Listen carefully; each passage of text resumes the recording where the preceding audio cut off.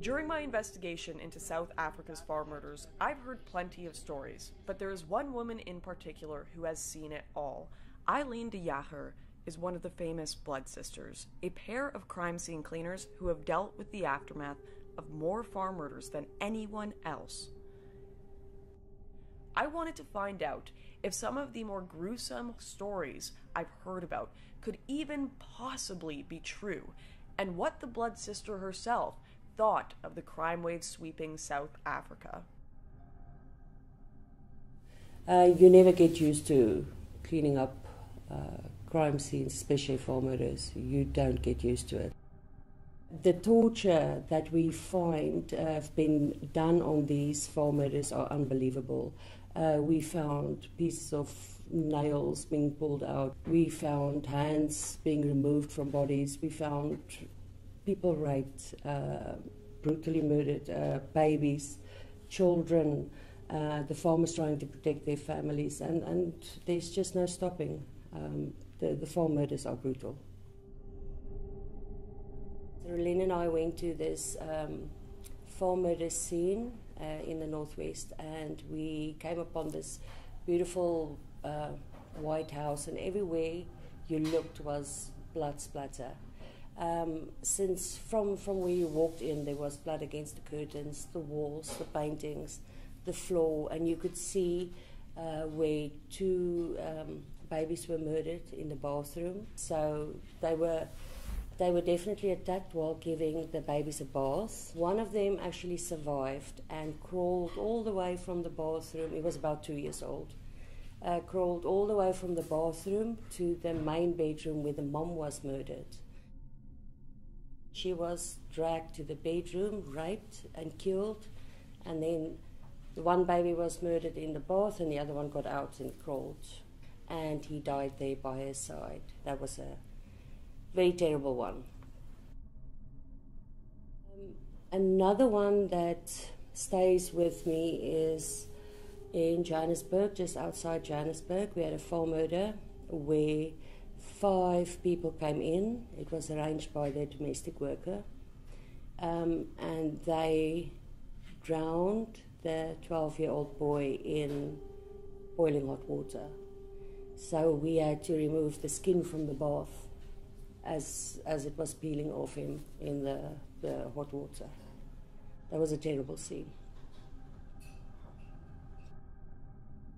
What's particularly bizarre about the crime in South Africa towards white farmers is much of it is played off as simply robberies gone wrong. But one has to wonder how you can accidentally torture an entire family, accidentally cut someone's eyes out, or accidentally rape them for days. The crimes in this country seem to take on a far more wicked nature than those in most of the world. It's not about robbing or stealing. It's been classified, especially on the crime stats as well, that it's attacks or robberies, burglaries. But because there is no statistic for farm murders currently in South Africa, the brutality of the farm murders in South Africa is undescribable. The things that you see on farm murders, the torture, the time it took to do the killings, the brutality and the ongoing torture is unbelievable. People's eyes are being removed, parts of their bodies, limbs, being raped with objects, not even by themselves. I think if you look at the worst movies ever made, it's not really a patch against what is really going on there. I wanted to find out what could motivate such gruesome attacks, but given their sensitive work with the South African police, a state-controlled force, Eileen made it clear she wasn't able to answer certain questions.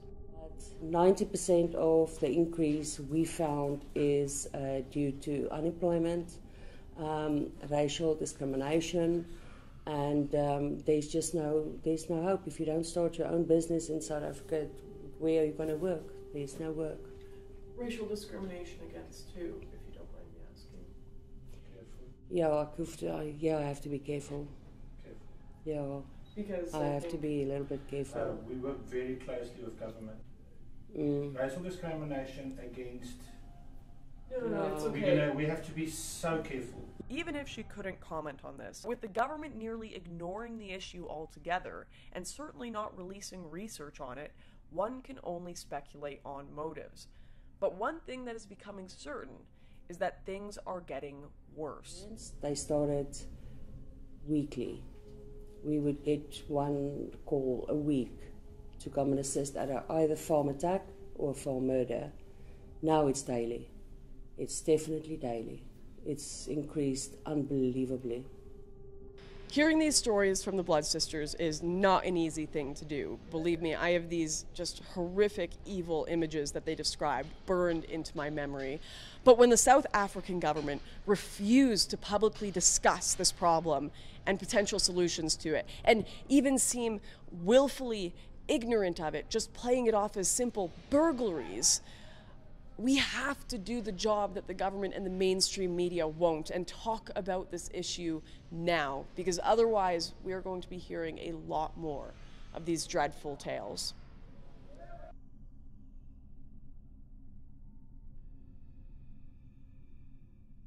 Hey guys, this video is just one of the many stories I want to show you from my trip here in South Africa. In fact, when I get back, I plan on working on a longer form documentary about the entire trip. If you'd like to find out more about how you can support that project and other stories being told like this one, or if you'd like to find out about the people in the stories and how you can support them and the farmers of South Africa, please check out the links in the description below. And of course, a big thank you to everyone who has been supporting this trip and been super encouraging to me and this channel. It means the world to me. I'll see you next time.